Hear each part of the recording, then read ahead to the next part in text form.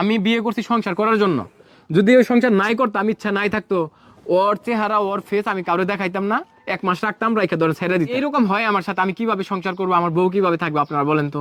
এরকম করে শত্রু লাগলে আমি বাড়ির থেকে বের হই না। আজকে 1.5 বছর ধরে এই যে আমার দোকানে পারো পর্যন্ত এক কাপ চা খাই না। যাবে বাসায়, কেন যাবে না? আমার স্বামী আমার বাসায় যাবে না, আম্মুদের বাসায় সবাই যেতে বলছে, ওই যায়নি। আম্মু বলছে যে তুমি আসো, আমার মেজো ভাবি অসুস্থ, ওনারা বিয়ের পরে যাইবে, আমার বাসায় একটু ফ্যামিলি প্রবলেম আছে, তো ওইখান থেকে ওর বলছে যে আমার নিয়ে যেতে, কিন্তু ও যায়নি। আমি বলি তুমি নিয়ে আসো। ওনার মনে হয় ছোট ভাই না কার জন্য যে হবে বা বাচ্চা হবে। আমার শাশুড়িকে আসতে বলছি, পরে বললো বাচ্চা হবে, এই কারণে যেতে পারতেছি না, তোমরা 2জন আসো, থেকে যাও। কিন্তু আমরা যাই নাই, ও অসুস্থ, অ্যাক্সিডেন্ট করলো। আবার আমার রংপুর একটা প্রোগ্রাম ছিল ওই দিন, আবার আমার শাশুড়ি অসুস্থ, আবার আমার কিভাবে যাব মায়ের আমরা? চোখ 2টায় অপারেশন করা হয়েছে, যার কারণে যাওয়া হয় নাই। কিছুক্ষণ আগেও কথা বলছে আমার শাশুড়ির সাথে, রাতেও কথা বলছে। ইনশাল্লাহ আমার মনে হয় যে আমার শাশুড়ি আগে আমাদের বাড়িতে আসবে, তারপরে আমরা যাব। আচ্ছা আলম ভাই, হ্যাঁ আপনাদেরকে নিয়ে আপনার সাবেক এক্স হ্যাঁ বিভিন্ন ভিডিওতে অনেক ধরনের কথা বলতেছে, হ্যাঁ। তাকে নিয়ে কিছু বলবেন কিনা? হ্যাঁ, আসলে বলার কোনো ইচ্ছা নাই, প্রশ্ন যেহেতু করছেন। আমি ওনার গোষ্ঠী শুদ্ধ ব্লক করে দিয়েছি, ওনার ফেসবুক আইডি পেজ, মানে ওনার যদি একটা ছবিও অন্য আইডি থেকে পোস্ট করে আমি ওইটারও ব্লক দিই। তো ফাইনালি উনি ওকে বিয়ে করার ঠিক কিছুদিন পূর্ব থেকে আমাকে অনেকভাবে ফোন দিয়েছে, মাপ চেয়েছে, ক্ষমা চেয়েছে। উনি বলেছে যে আমার সংসারটা নষ্ট করার জন্য কিছু লোক দায়ী, আমি স্বীকার করব, 5 দিন স্বীকার করবো, তবু আমাকে ক্ষমা করে নেন। আমি দেনমোহরে যে টাকাটা নিয়েছি সেই টাকাটাও ফেরত দিয়ে দেবো, আমার মোবাইলগুলো আপনারা দিয়ে দেবো, 2টা মোবাইল আছে। তো ওর সামনে কান্নাকাটি করছে 40 মিনিট। ওর একটা বান্ধবী, ওর বান্ধবী না, ওইগুলো হয়তো অন্য কোনো মেয়ে ছিল বা খারাপ মেয়ে ছিল হইতে পারে, এগুলো রিকোয়েস্ট করছে। তো করার পরে আমার সিদ্ধান্ত ফাইনাল, আমার ফ্যামিলির সিদ্ধান্ত যে আমার বাড়িতে কোনো চুর উঠাবো না। এমনকি উনি আমার সাথে ডিভোর্স হওয়ার পরে কিছু খারাপ কাজের সাথে সম্পৃক্ত হয়েছে, যেটা আমাকে বলছিল। তখন আমি এত কষ্ট পাইছি যে যারে ভালোবাসতাম, যারা এত গুরুত্ব দিছি, যারে নিয়ে আমি চিন্তা করছি, আমার আব্বার থেকে তারে বেশি ভালোবাসলাম, অথচ সে আমাকে সারা দেশের মানুষের সামনে ছোট করলো, টাকা ইনকামের জন্য আমার ছেলেকে আমাকে ইউজ করে ভিডিও তৈরি করতেছে। এই যে এখন পর্যন্ত আপনারা দেখবেন, জিজ্ঞেস করছেন দেখে যে কিছুক্ষণ আগে আপনাদের কাছে স্টেটমেন্ট দিচ্ছি, এখন পর্যন্ত আমি ওনার নাম নিয়েছি।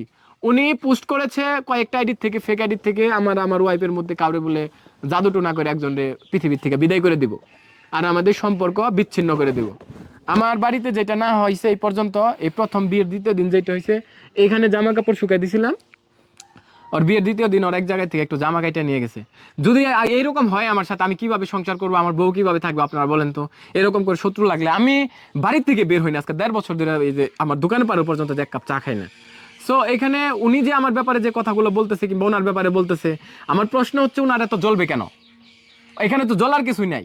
যদি বিয়ে করা অপরাধ থাকে, তাইলে আমি আমার মনে হয় নাকি বিয়ে না কইরা যারা যে সকল বোনেরা উল্টাপাল্টা বাজে মন্তব্য করতেছেন, ওনাদের সাথে রিলেশনে যায় খারাপ সম্পর্ক করে রাত কাটিয়ে আসলে আমার মনে হয় ভালো হতো। কেউ জানতো না, বুঝতো না, আমাকে সবাই বলতো আরে আলম হাসান কি ভালো জীবন, আর বিয়ে করলো না। আমার কথা বুঝতে পারছেন? বাংলাদেশে অসংখ্য মেয়ে আছে, জামাইরে ডিভোর্সে জামাইরে ছাইরা দিয়ে আইসা আপনার বাপের বাড়িতে গাড়ির উপরে বসে রয়েছে, আর ওই ডিভোর্সি মেয়ে 15-20 দিন থাকে বিভিন্ন সিটিতে শহরে যে অপকর্ম করতেছে, এটা করতেছে। উনি বিয়ে করে দেখাক না, যেমন আমরা বিয়ে করে তো ভালো আছি, আমরা তো খারাপ নাই, আমরা সুখে আছি, আমরা ফ্যামিলি নিয়ে থাকতেছি। এটা আমাদের যৌথ ফ্যামিলি। আমাদের ফ্যামিলিতে আমার ছোট ভাই ঢাকা থাকে, ঢাকা থাকলে সেও আমাদের সাথে খায় অ্যাটাচড। আমার এই যে আরো ছোট ভাই পড়াশোনা করতেছে, আমরা চাইলে, যেমন আমার ভাই একটা অনার্স করে, আমি চাইলে তো তার আলাদা করে দিতে পারি, যে ওর খরচ মরচ আমি খাওয়াইতে পারবো, দিতে পারবো না। ও আজকে 22 বছর 21 বছর বয়স, আমি তো এটা করি না, আমরা ফুল ফ্যামিলি একসাথে খাচ্ছি। কিন্তু এই মেয়েটার এত জলে কেন? একবার কান্দে, একবার আসে, একবার এর ব্যাপারে উল্টা পাল্টা বাজে মতামত করে।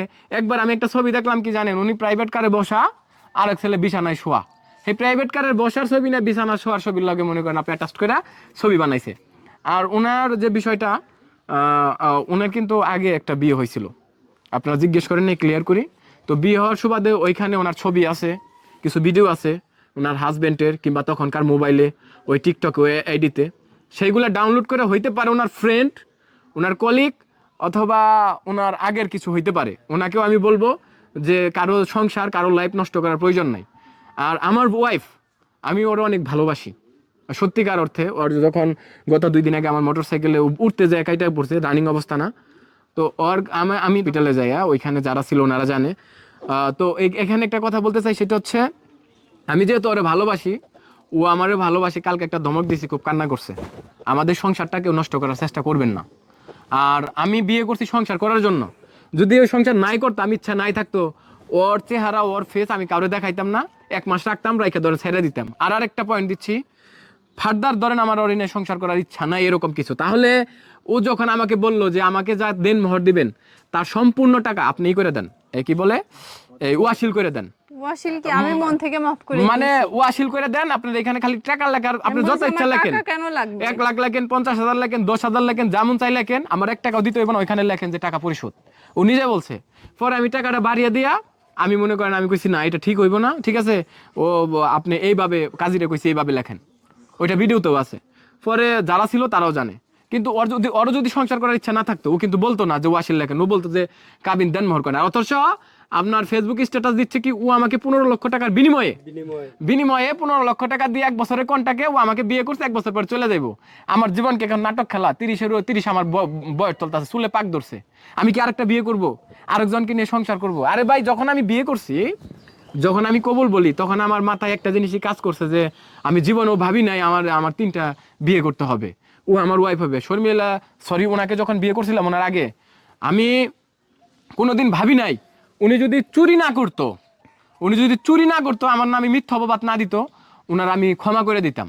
আর উনি সবচেয়ে বেশি অপরাধ করছে, উনি খারাপ কাজের সাথে সম্পৃক্ত ছিল, যেটা মনে করেন আমি মানতে পারি নাই, এর আমি তাও ক্ষমা করতাম। যখন উনি ওই খারাপ মহিলাদের সাথে চইলা ফিরা বিভিন্ন জায়গায় গমন করছে, আমি ওগুলো প্রমাণ সহ সবকিছু মনে করেন বুঝতে পারছি, তখন আমার খুব খারাপ লাগছে, কষ্ট লাগছে। যখন আমাকে অনেকেই বলছে, আমি ওনাকে বলছি ওনার ফ্যামিলির যেভাবে মেসেজ পাঠাইছি যে এই মেয়েদের সাথে মিশতে মানা করে দেন, ওনাকে বিয়ে দেন, উনি সংসার করুক।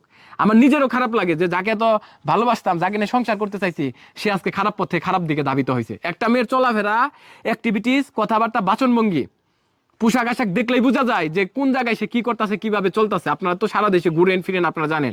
এখন ওই ভিডিওর মাধ্যমে বলতেছি ভাই আমাকে নিয়ে, আমার ওয়াইফকে নিয়ে কেউ বাজে মন্তব্য করবেন না, আমরা যাতে সংসার করতে পারি আপনারা সেই দোয়া করেন যাতে সংসার নষ্ট না হয়, এই ধরনের পরিস্থিতির সম্মুখীন করেন না। এই যে আমরা যে 2 জন আছি, আপনারা দেখেন যদি কোনোদিন একটা বাজে কন্টেন্ট, বাজে ওয়ার্ড, বাজে কোনো কিছু আপনাদের সামনে আসেন, আমার বাসা গাজীপুর, আপনি যে কাউকে জিজ্ঞেস করবেন, আপনারা যারা আছেন আমার বাসা দেখে দেবো, আমাকে এসে প্রশ্ন করেন যে ভাই আপনার এই খারাপ জিনিসটা দেখছি, এটা দৃষ্টিকটু হয়েছে। এই যে এখনো বলতেছি, এই 2019 সাল থেকে এখন পর্যন্ত যদি থেকে থাকে আপনারা প্রশ্ন করেন, যদি আপনাদের চোখের সামনে পড়ে।